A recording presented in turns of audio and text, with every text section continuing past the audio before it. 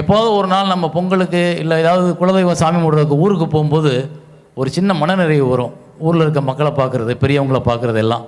அதே மாதிரி தான் இப்போ இந்த நிகழ்ச்சிக்கு வந்த உடனே எனக்கு என்னோடய குடும்பத்தில், என்னோடய ஊருக்கு, என்னோடய தெய்வத்தை பார்க்க போன மாதிரியான ஒரு நிகழ்ச்சி. சந்தோஷம். எனக்கு தெய்வம்னா சிவாஜி சார் மட்டும்தான், வேறு யாரும் தெய்வம் கிடையாது.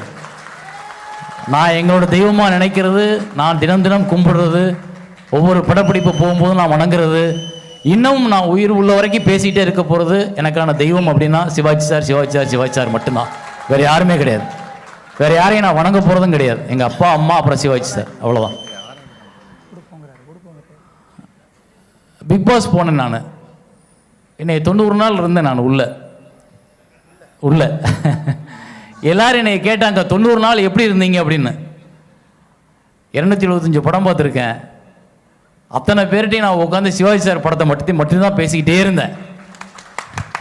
அந்த யங்ஸ்டர்ஸுக்கெல்லாம் சிவாஜி சார்னா யாருன்னு தெரியணும்ல. அவங்கெல்லாம் இன்னைக்கு 1 படம், 2 படம், 1.5 படம், 3/4 படத்தை நடிச்சுட்டு நாங்கள்லாம் நடிகர்கள், எங்களுக்குன்னு ஒரு ஆர்மிலாம் இருக்குன்றாங்க. இந்த உலகம் பூரா எங்கள் ஆர்மிடா. உலகம் பூரா நம்ம ஆர்மி இருந்துச்சு. உலகத்தில் இருக்க எல்லா தமிழர்களையும் ஒட்டுமொத்தமாக கட்டிப்பட்ட ஒரே ஆர்மினா அது சிவாஜி ஆர்மி மட்டும்தான்.